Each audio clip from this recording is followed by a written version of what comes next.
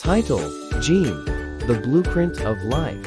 Meaning: today, we're delving into the word gene.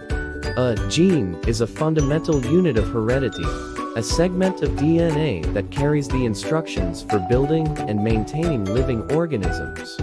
It's like the code that shapes who we are. Pronunciation. Pronouncing gene is straightforward. Gene, with a soft G and a long E. Use in a sentence.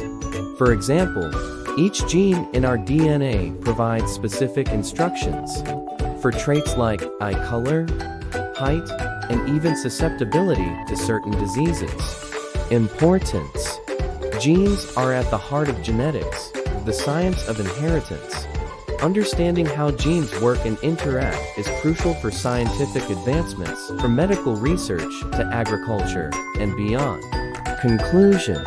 In summary, gene is a word that represents the incredible complexity of life and the role DNA plays in shaping it. Thanks for joining us today on your channel name.